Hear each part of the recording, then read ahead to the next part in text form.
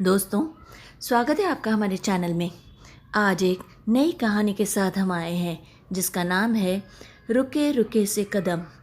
हमें आशा है आपको ये ज़रूर पसंद आएगी। उससे पहले जल्दी से चैनल को सब्सक्राइब कर लीजिए। शादी के 5 साल बीत जाने के बाद भी अब भी ऐसा लगता है मानो वह कोई अजनबी हो। तारा जितना कुशल को पकड़ने की कोशिश करती वह उतना ही दूर छिटक जाता था। हाँ, वह अपने पति के बारे में ही बात कर रही है। जितनी बार वह यह सोचती कि अब वह कुशल को पूरी तरह से जानने लगी है, उतनी ही बार कुशल का व्यवहार उसे बुरी तरह से चौंका देता था। प्रशांत, मैं आ रही हूँ, तुम मेरा इंतज़ार करना, कहते हुए तारा ने चुपचाप से फ़ोन रखा ही था कि तभी उसे कुशल की आवाज़ सुनाई दी। किससे बात कर रही हो तारा? कौन है और कहाँ जाने की तैयारी है? तुमने मुझे कुछ बताया ही नहीं। कुशल ने उसके बगल में बैठते हुए उससे पूछा। अरे कुछ नहीं, बस ऐसे ही अपनी एक सहेली से बात कर रही थी, उससे मिलने का प्रोग्राम बना रही थी, तारा ने झूठ बोलते हुए कहा। कुशल ने तारा के बालों को सहलाते हुए कहा, अच्छी बात है, बहुत ज़रूरी है दोस्तों से मिलना, दोस्तों से मिलते रहना चाहिए, रिश्तों में गर्माहट बनी रहती है। तारा, कुशल ने तारा का हाथ अपने हाथ में लेकर कहा, मैं भले ही कभी यह जता न सकूं कि मैं तुमसे कितना प्यार करता हूं, पर फिर भी मैं तुम्हें बताना चाहता हूं कि मैं तुम्हारे बिना बिल्कुल नहीं रह सकता। पर मैं जानता हूं कि तुम जानती हो कि तुम ही मेरी जीवन की शक्ति हो। मेरा घर, परिवार, साहस, सब कुछ तुमसे ही है। तारा ने नज़रें झुकाकर उससे पूछा, आज ये बताने की ज़रूरत क्यों पड़ी तुम्हें? कुशल ने सिर झटकते हुए कहा, कुछ खास नहीं, बस मन में एक बात आई तो मैंने ये सारी बातें तुमसे कह दी। क्यों, सही है ना? कुशल ने उठते हुए कहा, चलो मैं तुम्हें कॉलेज छोड़ता हुआ उसके बाद ऑफिस निकल जाऊंगा, चलो जल्दी से तैयार हो जाओ। कार में बैठते हुए तारा ने कुशल को ध्यान से देखा। सांवला रंग, सामान्य कद, गालों में पड़ती गहराइयों और भूरी आंखों वाला कुशल। शादी के 5 साल बीत जाने के बाद भी अब भी ऐसा लगता है मानो वह उसके लिए कुछ भी नहीं जानती, वह कोई अजनबी हो उसके लिए। तारा जितना कुशल को पकड़ने की कोशिश करती वह उतना ही दूर छिटक जाता था उससे। शायद यही उसकी खूबी थी। जितनी बार वह सोचती कि अब वह कुशल को पूरी तरह से जानने लगी है, उतनी ही बार कुशल का व्यवहार उसे बुरी तरह से चौंका देता था। ठीक शादी के बाद की पहली रात की तरह उसे आज भी वह रात अच्छे से याद है, जब वह दुल्हन बनी सहमी सिमटी सी बैठी अपने पति का कमरे में इंतज़ार कर रही थी और कुशल ने आते ही कहा था, तारा जाओ तुम कपड़े बदल लो, थक गई होंगी। तारा बुरी तरह से चौंक पड़ी थी। हिंदी फिल्मों में देखी गई सुहागरात की तरह वह अपने मन में न जाने क्या क्या सपने संजोए बैठी थी और अपने पति के आने का इंतज़ार कर रही थी। कुशल ने उससे आगे कहा था, तुम मुझे गलत मत समझना तारा, पर हमारी शादी इतनी में जल्दी में हो गई है कि मुझे तुम्हें जानने और समझने का मौका ही नहीं मिला। मैं चाहता हूँ पहले हम दोनों आपस में एक दूसरे को समझ लें, इसीलिए पहले हम एक दूसरे को ठीक तरह से जान लें, समझ लें, फिर पति पत्नी का रिश्ता कायम करें। तारा को कुशल की बात तर्कपूर्ण लगी थी, पर वह चुप रही। उसे बहस करना सही नहीं लगा था, फिर भी वह चौंक तो गई थी। फिर शादी के 6 माह बाद उन दोनों की सुहागरात मनी थी। शायद किस्मत को यही मंजूर था। तारा, तारा कहाँ खो गई? कॉलेज आ गया है, जाना नहीं है तुम्हें कॉलेज? कुशल ने उसे हिलाया तो वह अतीत के घेरों से निकलकर गाड़ी से नीचे उतर पड़ी। अंदर आते ही उसकी मित्र प्रोफेसर साक्षी ने उसका रास्ता रोककर पूछा, आज प्रशांत जी नहीं आए? हाँ, आज हमें जाना है, तारा ने कहा तो साक्षी एकटक उसे ध्यान से देखती ही रह गई। तारा, क्या कह रही हो? यह सही नहीं है। तुमने कुशल को छोड़ने का फैसला कर ही लिया आखिर? हाँ, और मैं जानती हूँ कि इससे कुशल को कोई भी फर्क नहीं पड़ने वाला, वह जैसा है वैसा ही रहेगा। उसने बड़े ही कड़वे अंदाज में कहा, तारा, तुम जानती नहीं हो, तुम शायद आज तक कुशल को समझ ही नहीं पाई हो। अरे, इतना सुलझा हुआ इंसान तो बड़ी ही किस्मत से मिलता है, और तुम हो कि उसे ठोकर मार कर कहीं और जाने की तैयारी कर रही हो। तारा के मन में रह रह कर साक्षी की बात कौंध रही थी। क्या मैं सचमुच आज तक कुशल को समझ नहीं पाई हूँ? क्या इसमें भी मेरी गलती है? वह समझ नहीं पा रही थी कि कौन सही और क्या सही है, पर मैंने कोशिश तो पूरी की थी एक अच्छी पत्नी बनने की। कुशल सचमुच ही बहुत अलग है, बहुत अलग। वह तारा को अपना दोस्त मानता था और अपनी निजी स्वतंत्रता बनाते हुए उसे भी निजी स्वतंत्रता देना चाहता था। पर तारा के संस्कारों को यही बात तो खटकती थी, और वह भी शुरुआत से। वह एक ऐसे परिवार से आई थी जहाँ पति को ईश्वर का दर्जा दिया जाता था। उनकी हर बात को बिना किसी प्रतिवाद के अपने मन से माना जाता था। तारा को भी एक ऐसा ही पति चाहिए था जो उसे रोके टोके, उसके नखरे उठाए और उससे झगड़ा भी करे। पर कुशल कुशल इन सब से बिल्कुल अलग था। ऐसा नहीं था कि वह तारा की ज़रूरतों का ख्याल नहीं रखता था या फिर उससे प्यार नहीं करता था, पर कुछ तो ऐसा था जो तारा को हमेशा से और शुरुआत से ही खटकता रहता था। तारा को याद हो आया कि जब कुशल व्यापार को लेकर कुछ ज़्यादा ही व्यस्त हो गया था और उसे पर्याप्त समय नहीं दे पाता था, तो उसने खुद ही सामने से आकर तारा से कहा था, तारा, तुम कोई नौकरी कर लो। वैसे भी मैं तुम्हें अभी काफ़ी समय तुम्हें वक्त ही नहीं दे पाता। इससे तुम्हारी पढ़ाई का भी सदुपयोग हो जाएगा और तुम्हारा मन भी लगा रहेगा। क्यों, सही कहा ना मैंने? तारा फिर से चौंक पड़ी थी। खैर, तारा ने उसके कहने पर नौकरी कर ही ली, पास के एक कॉलेज में। मैडम, मैडम, आपका फ़ोन है मैडम। प्रशांत का फ़ोन होगा, सोचकर तारा ने फ़ोन उठाया तो उधर से कुशल की आवाज़ सुनकर वह ज़रा हैरान हो गई और फिर से उसकी आवाज़ सुनकर चौंक पड़ी। तारा, तुम ठीक तो हो ना? हाँ, ठीक हूँ। क्यों क्यों पूछा तुमने? पता नहीं क्यों, आज आज मन बहुत घबरा रहा है। तारा, मुझे ऐसा लगा कि तुम बहुत परेशान हो। खैर, तुम आज जल्दी लौट आना। मैं भी घर जल्दी आने की कोशिश करूँगा। मैं तुम्हारा इंतज़ार करूँगा तारा। तारा लगातार सोचने लगी। तुम्हें मेरी परेशानी का आभास कैसे हो गया कुशल? क्या अब भी मेरे मन के तार तुम्हारे मन से जुड़े हुए हैं? तारा ने फ़ोन रखा ही था कि फिर से घंटी बजने लगी। हेलो तारा, प्रशांत बोल रहा हूँ। तुम 5 बजे तक एयरपोर्ट पहुँच जाना, समझी? लेट मत करना, मैं तुम्हें वहीं पर मिलूँगा। तारा ने पूछा, तुम कहाँ हो? घर पर। और ठीक है, तो मैं एक काम करती हूँ, मैं तो 4 बजे तक तुम्हारे घर ही आ जाऊँगी। वहाँ से हम दोनों साथ ही निकलेंगे एयरपोर्ट के लिए। इतना कहकर तारा ने फ़ोन रख दिया। 1 साल पुरानी ही तो मुलाकात है उसकी प्रशांत से। वह भी उसी के कॉलेज में एक अंग्रेज़ी के प्रोफेसर हैं। गोरा रंग, आकर्षण व्यक्तित्व, आँखों पर चश्मा और ज़ुबान पर शैली, कीट्स और वर्ड्सवर्थ की लगातार हो रही रोमांटिक कविताएं। यह है प्रशांत की पहचान। पहली बार ही मिलने पर प्रशांत की आंखों में अपने लिए कुछ खास भाव पाए थे तारा ने, इसलिए लगातार उसकी ओर आकर्षित होती गई। प्रशांत से मिलकर ही तारा को यह एहसास हुआ था कि 30 का आंकड़ा पार करने के बाद भी वह सुंदर और आकर्षक है और बेहद प्रशंसनीय भी। प्रशांत हर उस बात में माहिर था जिसकी तमन्ना तारा को हमेशा से रही थी, एकाध तारीफ करने वाले बंदे की। वह प्रशांत की चुंबकीय आकर्षण में लगातार खिंचती ही चली जा रही थी।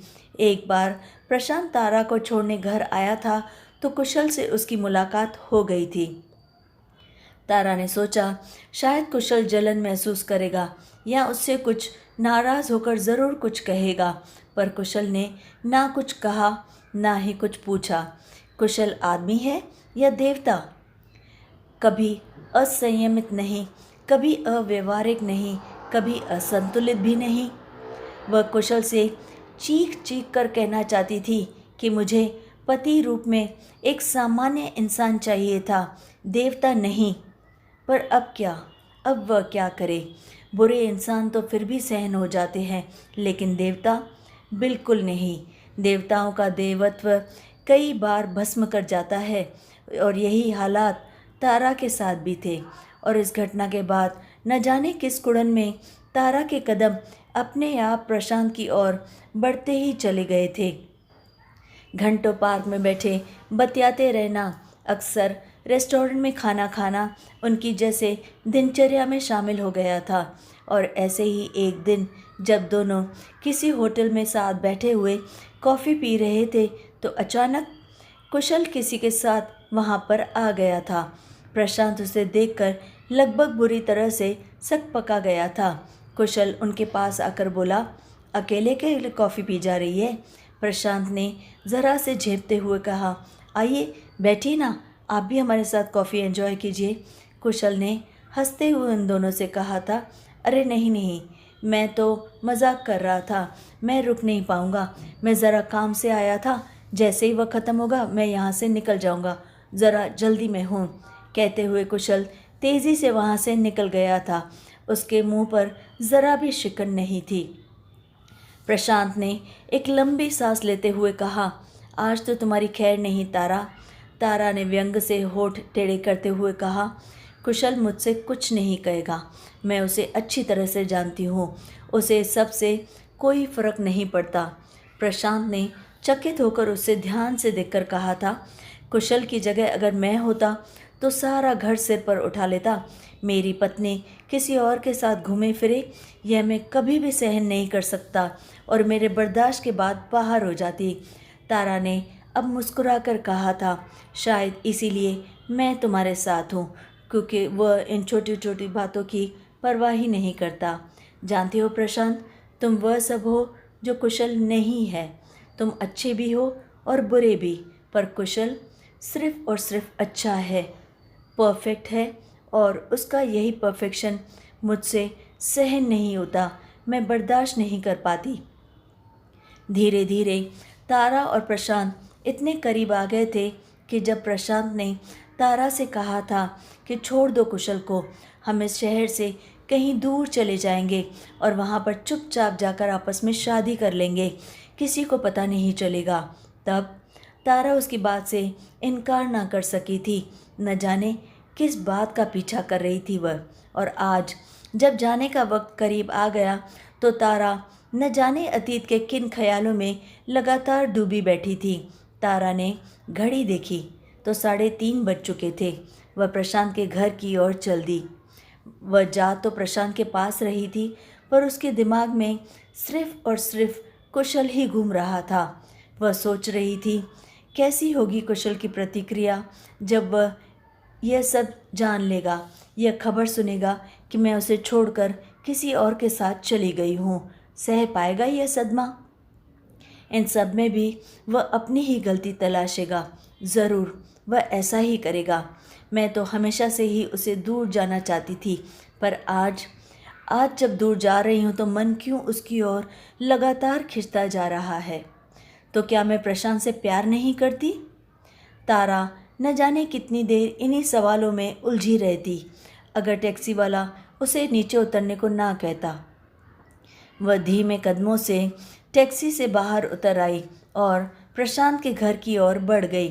प्रशांत ने उसे कंधों से पकड़ते हुए कहा, देर कर दी तारा, मैं कब से इंतज़ार कर रहा हूँ, अब जल्दी करो, एयरपोर्ट यहाँ से बहुत दूर है, वहाँ पहुँचने में भी वक्त लगेगा, ऐसा ना हो कि हमारी फ़्लाइट ही निकल जाए। तारा हौले से उसका हाथ हटाते हुए बोली, मैं तुम्हारे साथ नहीं चल सकती प्रशांत। प्रशांत ने चौंक कर पूछा, क्यों, क्या हो गया? क्या तुम मुझसे प्यार नहीं करती तारा? तारा ने एक विरक्त सी हंसी हंसते हुए कहा, प्यार? पता नहीं, पहले भी करती थी या नहीं, मुझे नहीं पता। प्रशांत चौंक पड़ा। क्या कह रही हो तारा? मेरी कुछ समझ में नहीं आ रहा। पर प्रशांत की बात को अनसुना करते हुए तारा अपने ही रौ में लगातार कहे जा रही थी। कुशल के अहम को चोट पहुंचाने के लिए, उसकी भावनाओं को तकलीफ़ देने के लिए शायद मैं ये सब कर रही थी। मैं अपनी हदें पार करने चली थी, पर आज जब सच में जाने का वक्त आया तो ऐसा लग रहा है जैसे कुशल ने मेरी जड़ों को बहुत गहरे कहीं थामे रखा था, जिसके कारण ही मेरी शाखाएं प्रशांत को छू पाई थी, उन्हें प्यार कर पाई। और फिर ना जाने कब मुझ में यह घमंड आ गया कि मैं अपनी जड़ों के बिना भी जी सकती हूँ। कितनी गलत थी मैं। पर आज जब जड़ों से बिछड़ने का समय आया तो मुझे पता चला कि मेरी शाखाएं सब इन जड़ों की ही नेमत हैं। इनके बिना मेरा कोई अस्तित्व ही नहीं रहेगा, या शायद इनके बिना मैं जिंदा भी नहीं रहूँगी। मुझे माफ़ कर देना प्रशांत। मैं अपनी जड़ों यानी अपने कुशल से बिछड़कर कभी भी नहीं जिंदा रह सकती। मैं तुम्हारा भी धन्यवाद करना चाहती हूँ, क्योंकि तुम्हारे ही कारण मैं कुशाल को पूरी तरह से और दिल से जान पाई हूँ। अलविदा प्रशांत। इतना कहकर प्रशांत को अचंभित सा छोड़कर तारा वहाँ से चुपचाप उल्टे पैरों चली आई। घर पहुंचकर तारा ने देखा कि सारा कमरा, पूरा का पूरा कमरा उसकी पसंद के जरबेरा और रजनीगंधा के फूलों से पूरी तरह से सजा हुआ है, और कुशल बेचैनी से कमरे में टहल रहा है। तारा को आया देखकर कुशल लगभग तारा की ओर दौड़ता हुआ आगे बढ़ाया। कुशल ने आतुरता से उसे अपनी बाहों में भर लिया। कुशल से इस तरह का व्यवहार अनपेक्षित था तारा के लिए। कुशल तारा के गाल, माथे, आँखों और होठों को लगातार बेतहाशा छुए जा रहा था और कह रहा था, मैं जानता था तारा कि तुम लौट आओगी। तुम मेरी तारा हो, तुम मुझे यूं अकेला छोड़कर जा ही नहीं सकती हो। तारा बुरी तरह से सहम गई। तो क्या तुम सब जानते थे? तुम सब पता था? उसने कांपते स्वर से पूछा। कुशल ने कहा, हाँ, आज सुबह मैंने तुम्हारी सारी बातें सुन ली थी जब तुम प्रशांत से फ़ोन पर बात कर रही थी। तारा की आंखों से लगातार आंसू बह रहे थे। उसने कुशल के हाथ थामकर पूछा, तो तुमने मुझे रोका क्यों नहीं कुशल? क्या इतना भी अधिकार नहीं समझते तुम मुझ पर? इतना तो तुम कर ही सकते थे। कुशल ने उसका चेहरा अपने हाथों में भरते हुए कहा, चाहता था कि मैं तुम्हें रोक लूं, पर फिर मुझे लगा कि अगर तुम्हें जाना ही है तो भला मैं तुम्हें कैसे रोक पाऊंगा?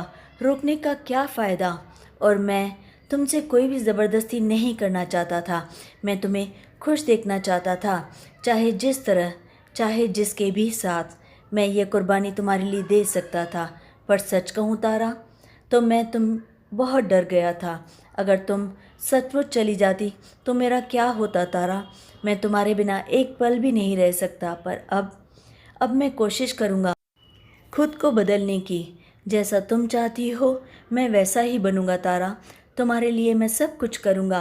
तारा ने मुस्कुराकर कुशल का माथा चूमते हुए कहा, नहीं, तुम्हें बदलने की कोई ज़रूरत नहीं है। मुझे तुम वैसे ही स्वीकार हो जैसे तुम हो, निश्चल, एकदम बच्चे की तरह। गलत तो मैं थी जो समझ नहीं सकी। तुम मुझे माफ़ कर दो, मुझे माफ़ कर दो। वह आगे कुछ न कह सकी। कुशल ने उसके होठों पर अपने होठ जो रख दिए थे। तो दोस्तों, कैसी लगी आपको ये कहानी? अगर अच्छी लगे तो लाइक और शेयर ज़रूर करें, और कमेंट में हमें अपनी राय देना बिल्कुल ना भूलें कि आपको ये कहानी कैसी लगी। और फिर चैनल को सब्सक्राइब करना तो बिल्कुल ना भूलें। तब फिर लाइक, शेयर एंड सब्सक्राइब।